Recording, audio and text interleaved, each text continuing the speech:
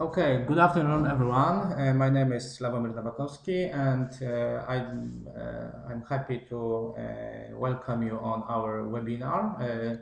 Today's topic is Active-Active High Availability Cluster Solution with double performance and zero single point of failure.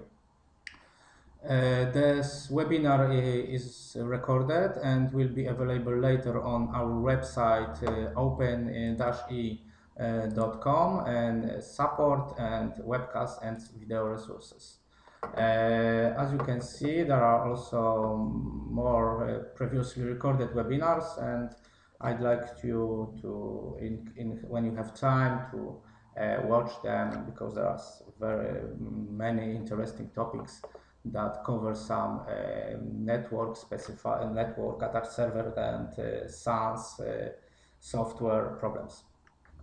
As mentioned before, today's webinar is about setting up Active-Active cluster with zero single point of failure.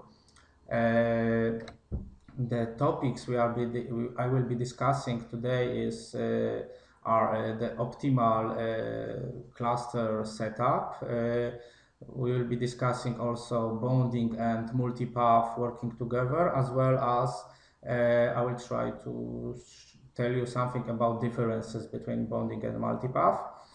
I will try to say something about volume replication and how to use it over the 10 gigabit Ethernet or with round-robin bonding. Also the main topic, so maximum performance and zero single point of failure, will be discussed, and there will be some simple testing, how it works exactly, and with ping tests. Okay, at the beginning we have a very complicated, for the first view, network scheme, but I will try to explain as best as I can. And on this screenshot, we can see two DSS servers that are configured in Active-Active. Each of these DSS, as you can see, has 7 network ports. The first one on both nodes is used for web GUI management, and it's the only purpose of this network interface. But others are used for virtual IP, volume replication, and iSCSI resources. As you can see, all of those 6 interfaces are configured in bonding. First 2 are configured in bonding balance LAB, which stands for adaptive load balancing. And those are bond 0 and bond 1, and they are configured in iSCSI virtual IP, which serves the iSCSI resources. As you can see, the links from those bonding interface are each connected to different switch. So, for example, this one goes to switch 2, and the other link goes to switch 1. As mentioned before, this is a zero point of failure setup. So also we want to have the zero point of failure in the network topology. In this case, we used 2 switches, the switch 1 and the switch 2, which can be seen on the network scheme. To prevent switch looping between those switches, we need to have those 2 switches connected. The best is if we can set up a STP or RSTP, which is advanced STP protocol between those switches. This stands for spanning tree protocol. In some cases, but regarding to our tests, not all switches works properly with only port trunking. So if you have layer 2 switches, the best set up the STP or RSTP between them. and it will prevent the switching loops with network packets. Also, it is recommended to have at least 2 connections between switches due to 0 point of failure setup. The last bonding interface to use here is bond 2, and this one is configured with a balance RR, which stands for round robin.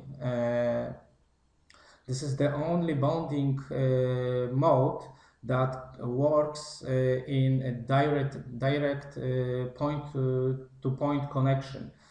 This is the only mode that gives better performance than a single path. So that's why the round robin has been used here. In case you would have another switch, or you could configure with those switches 1 and 2 with port trunking, you could also use the 802.3 AD mode, but this requires that your switches support LACP or PACP protocol, and it's more advanced feature of switches. So that's why in our scheme we used balance RR that works, as mentioned before, with a point-to-point connection.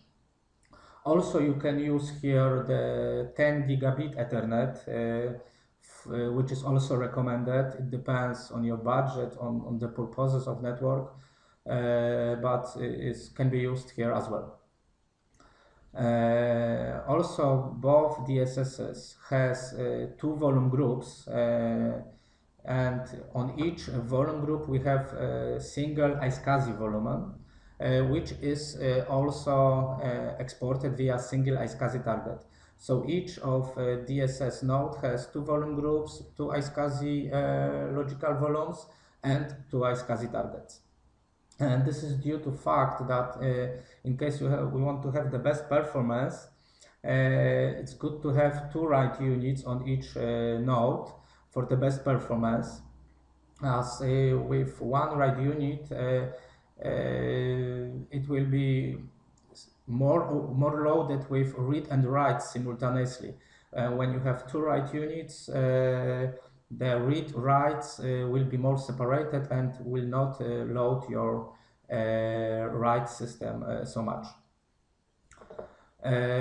Also, we have here in our network scheme 2 storage clients, but in my webinar I will show you only with 1.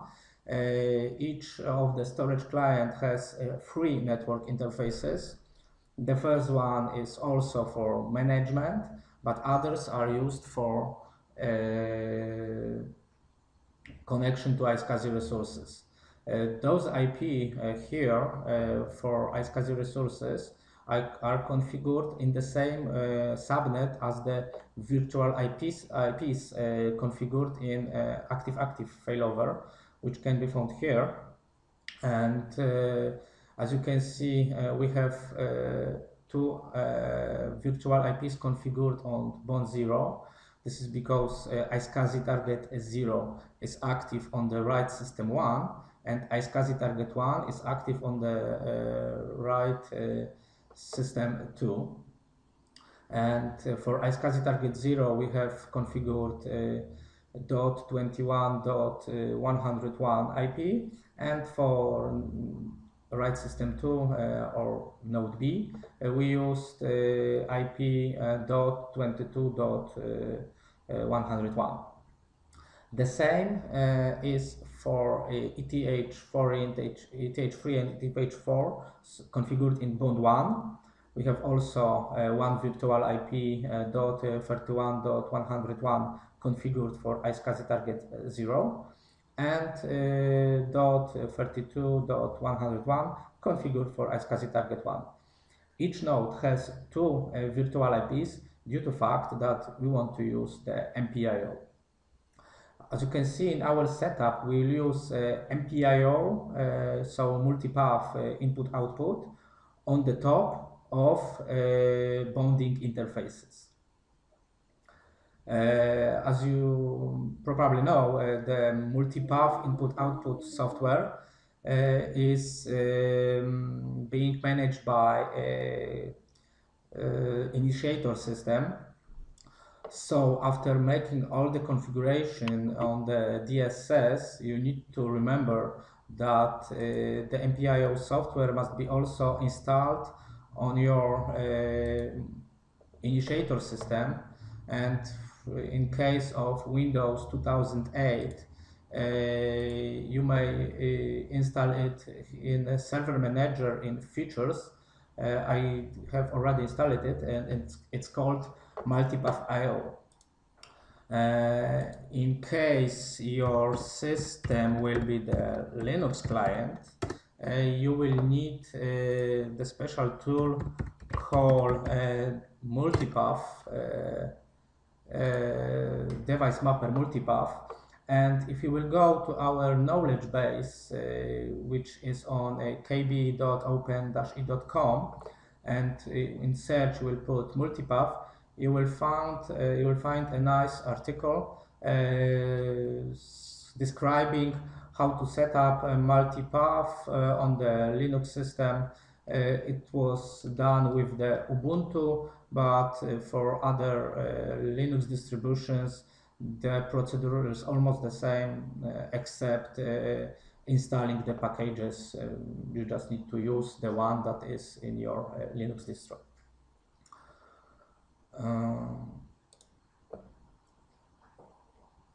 Also, as you can see in this configuration, okay, I already did about HTTP. Okay, so now go to DSS Web GUI, and my cluster has been already configured and started. And due to the fact that it takes some time and not to make the webinar longer, I did already that. But in case you would like to know how to configure that, you can go to our website again, and on the main site you will find the webinar which describes how to set up Active-Acitve HA failover from the scratch. So describing with creating volume groups, logical volumes, iSCSI target, and so on. So this is enough to create to set up the Active-Acitve failover. As mentioned before, my failover has been already configured and started. As you can see, the status is running okay. I have 3 auxiliary paths. I have 2 ping nodes and default failover trigger policy. This is to react or not react on IO errors on your storage. And I have 2 virtual IPs for one node configured and 2 virtual IPs for the other node. Also, each of node has one replication task with iSCSI target added to the configuration. At this stage, we can check how our virtual IPs working. I have prepared some ping tests. As you can see, all our pings answers, so everything is configured properly and failover is running. Okay, now we will try to connect to our iSCSI target using the MPIO. Also, you will find on our website the how-to document in supports how-to resources. In others, there is a document describing how to configure the multipath input-output software on Windows 2008 servers. But I will try to show you how it should be done. At first, we need to add all of our virtual IPs to Discover portal. I already did that before, so they are already added. And when we go to targets, we should see both targets listed with status inactive. Now we need to go to the target selected, go to connect, and here, after the MPIO software has been installed, there is a new option with checkbox called Enable Multipath. We click on the Enable Multipath, go to Advanced, and here we have to specify some more additional settings.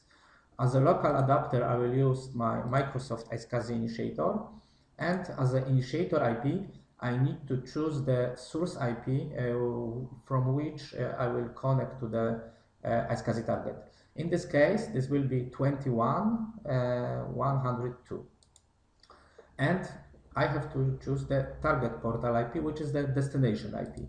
So I will choose the IP that is in the same subnetwork as my initiator IP. So it will be 22.101. I click OK, and once again OK.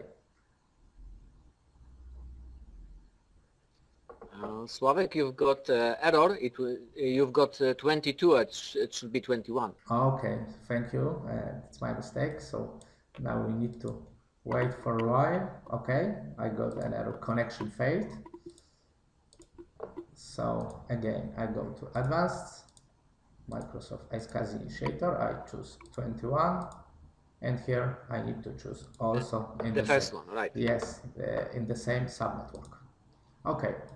Now, as you can see, it was immediately connected, and now I have only one session to the iSCSI target. I need to configure the another one session because I have two paths for the iSCSI target. So I go to Properties, click on Add Session, enable Multipath again, and choose Microsoft Initiator as local adapter.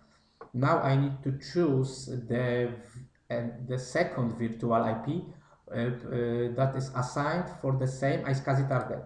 If I will go back to our network scheme, for the same iSCSI target I have this IP and this IP configured. So it is 0.21 and 101 and 0.31 and 101.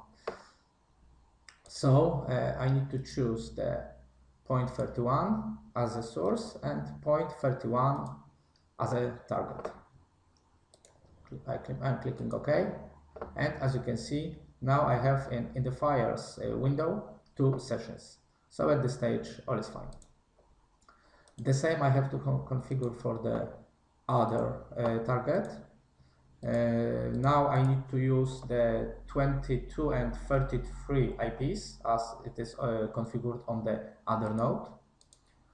And so I'm choosing 22 as an initiator and 22 as a target. And again, I need to add it for the other session, 32 and 32. If I will go again to Properties, I can see that there are two sessions. After I have connected successfully to my iSCSI target, I need to go to disk management and check if my disks are online. If not, we will need to make them online and initialize that before. Also here at this stage, we can go to Properties, and we have the MPIO tab here. And we can see that there are two paths. Each is active and optimized, which is good. Also, we can change the round-robin policy, which is not recommended because MPIO policy round-robin is the one that is the best. It gives load balance and high availability. But we can choose to failover, to last queue depth, and other that are described on the Microsoft's websites. But we do recommend to use the round robin, as this one is the most tested by our Q&A team, and we give warranty it works. Okay, also we can check for the other volume as well. As you can see, we have the round robin configured here too.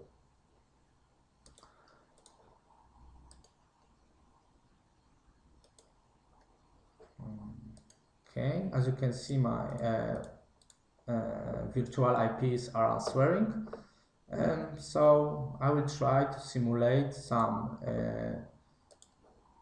maybe at the beginning, some moving the node manually. So I will move the iSCSI target 0, which is on my 0.60 DSS configured. So I will move it to the other node, so to 0.61. So I click on move, and we can see that virtual IPs are answering, and we can lose, we can lose one ping. As you can see, we lose ping on the 21 and 31 virtual IP. This is okay, because those virtual IPs were configured on this resource pool, which was active on the DSS 0.60. After a while, the ping is back, and we can also see that disks are still present in our disk management. We can make a refresh. As you can see, disks are still exported to our Microsoft system over the iSCSI. Okay, now both resources are active on our remote node. So this is node B, or the node with IP 0.61. If I will go here to the failover manager, both resources pool are listed here as active. Okay, so I move the node back to my default node, because this resource pool has been configured on node A. Also, again, you can see that one ping has been lost, but after a while, after 1 second, it's back, it's active on the other node.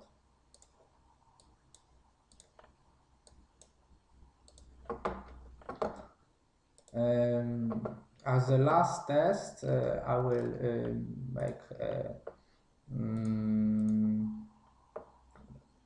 host failure. I will just shut down one of the nodes. This time I will shut down the or restart the other node, so it will go down and up after a few minutes.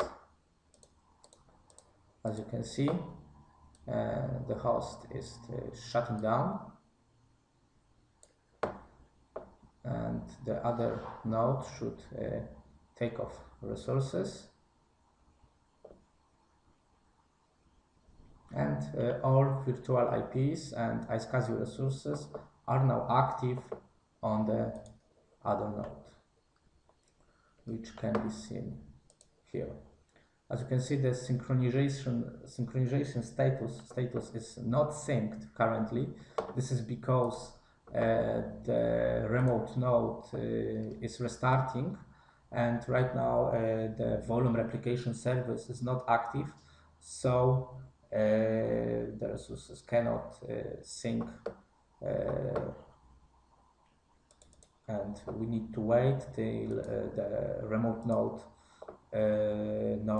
will be active again. After it will be up,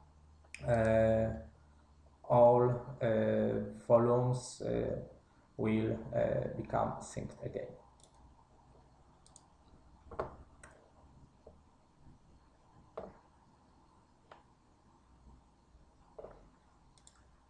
Okay, so I think that's all for our today webinar. Thank you very much for joining. I'd like to invite you for our next webinars. You can find the schedule on our website, and have a nice day and bye.